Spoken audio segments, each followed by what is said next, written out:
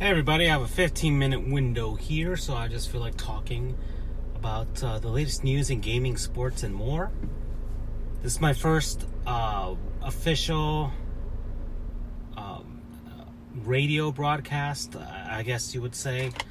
Not radio, live broadcast from my phone while driving.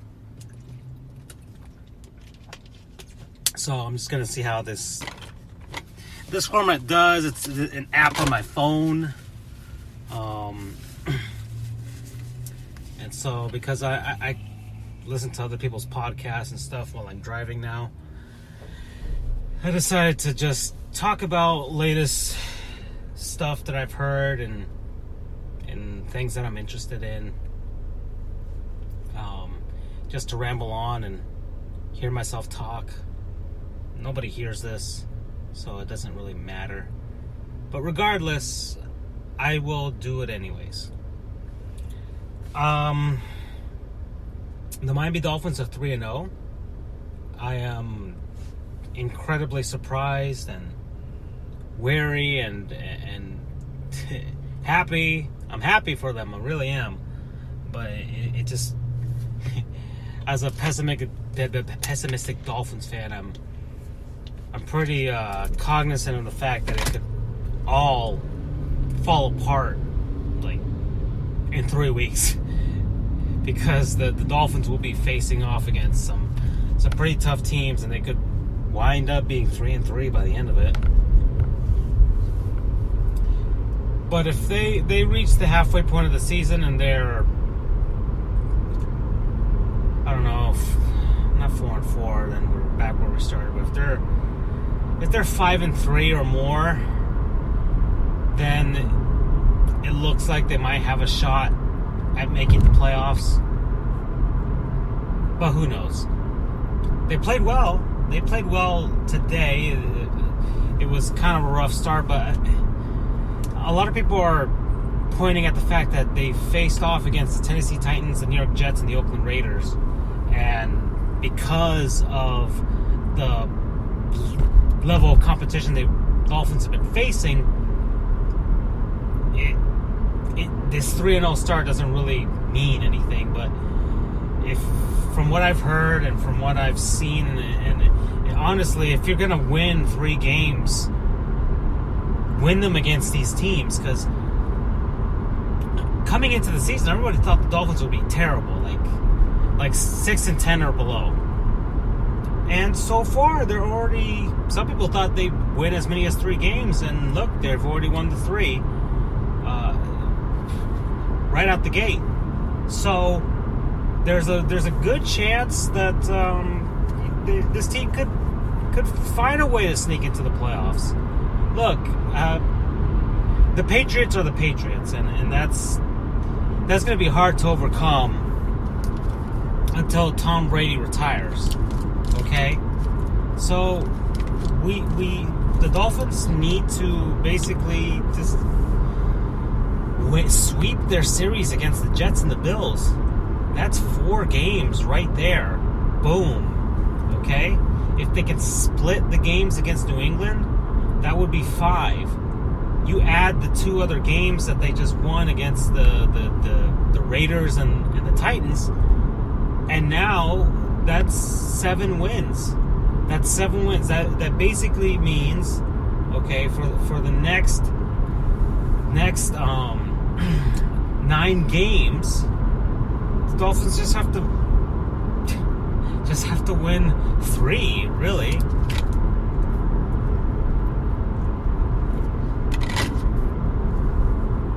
Three right there, and I mean, you take.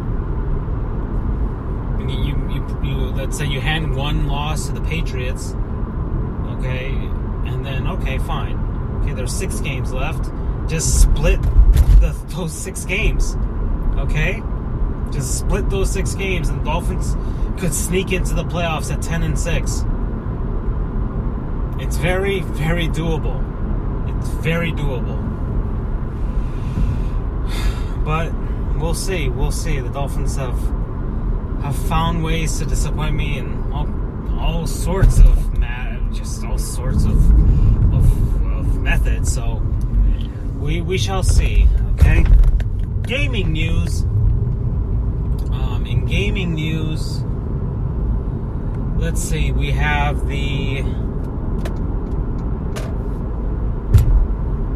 Super Smash Bros. Ultimate, that one Nintendo fan that is terminally ill with a form of cancer that he, from what I've heard, has essentially pulled the plug on himself.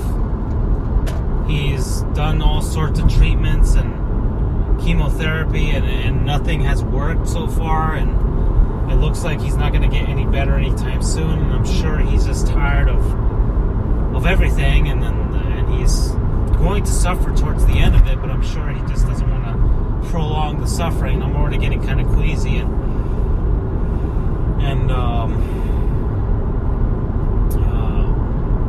it's sad, but Nintendo hasn't finished Super Smash Bros. Ultimate. Sakurai hasn't finished it. It's supposed to release this year in December. One would hope that this guy would be alive to see that, but he's been given 3 to 6 months to live, and so if the game can release in December when it's supposed to, then maybe, just maybe, this guy will be able to play it, the full version. But Nintendo went on over to him and got him and a couple of his friends a chance to play the E3 demo of Super Smash Bros. Ultimate, and although that's not the ideal version of the game that one would have, but he's played it, and that's more than me. I haven't played the game, and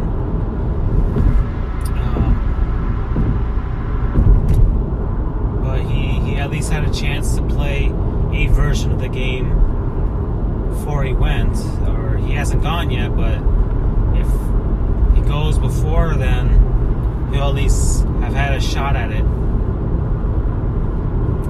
So that's great, and it's amazing that we've come so far with video games as a form of happiness. You know, video games for me, and there's a video from this woman. She called it "This is a Video Game," and she basically laid out the fact that it's not just a disc or a cartridge or now a digital download. For so many people, it's memories. It's a memory. It's something that means something more than just the experience of the game itself. It's the outside experience. It's for some people, like let's say you're a person that, you know what, you didn't have many video games when you were growing up, but now you studied hard, you got yourself a great job, and you can afford to buy these games, and you work hard to do that. And maybe you buy your first ever console by yourself, and because honestly, it's a big purchase for a lot of people, a video game console of any kind. And for me, for someone whose family worked hard, and you get that, and it's like, okay, it's a connection of the experiences that you had trying to get to that point. Now look, I worked so hard to get this, and now I can enjoy myself. And my parents worked so hard to be able to afford this for me, just to make me happy. Okay, Mario Kart 64 is one of the best games that I've ever played, and now it doesn't hold up. If you play it again, it's not as great as you remember it, at least for me. But when was when we were playing it way back when. Man, it was everything. It was my sister and my dad and myself. It was almost every night. I remember because it was the year before. It was especially like the last year before my sister went to college. And every night, my dad would come home from work, I'd come home from school. My sister would be done with their homework. Everybody would be done with their stuff. We ate, and we would sit down at the TV and we'd turn on the Nintendo 64 and we just play. And you know what? And I know I didn't mention my mom, but my mom was the one who got us that Nintendo 64 with the 3 controllers and Mario Kart 64. It was my mom who got that. It was my mom who worked hard for that. And I got to experience a moment of my childhood moments of my childhood with my sister and my dad because of that. So that game means so much, we just, and Caesar was alive. Caesar was alive then too, it was all of that rolled into one. Now that I'm thinking about it, and it's beautiful, and I'm so happy that I got a chance to have that experience with my family. And I'm sure there's some kids out there like my niece and my nephew, like as soon as my nephew can, and he's starting to comprehend game, like when I play a game he'll see me, whatever, but he's in his own world right now he's so young. But once he starts to comprehend that, and then I can start playing video games with him, that's going to be a huge moment for me. It's going to be great, and I can't wait to experience it and share my experience with my nephew, because you know what, I'm gonna show him, like, this is something you're going to love. This is something you're going to absolutely, because video games is what connected my sister and I played video games because of my sister. I played video games because of her, because we shared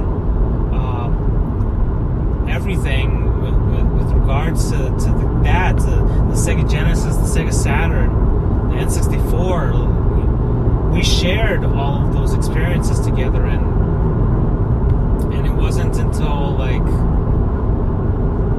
now, as an adult, that you look back on it, it's like, man, this is so. Now I want to be able to do that with someone else, with my nephew and my niece, to show them that, to give them that type of connection. There's a ton of siblings, ton of family members and you'll see it, and that stigma about gamers or anything like that, that's gone now. People who love video games have families now, okay? And even though getting older means less time for me to play games and maybe not play the games that I used to be able to play, but someday I will be able to share experiences and give those experiences to others. So I'm really glad Nintendo did that, and I'm really happy. So I guess we're about to wrap this up. So this app only gives me 15 minutes to do this, and it's already telling me, hey, you got a few more seconds to go. So let's wrap it up, everybody. This is FJOJR, the OG YouTuber. You can like, comment, share, and subscribe. And if you're feeling generous, you can donate to my Patreon page.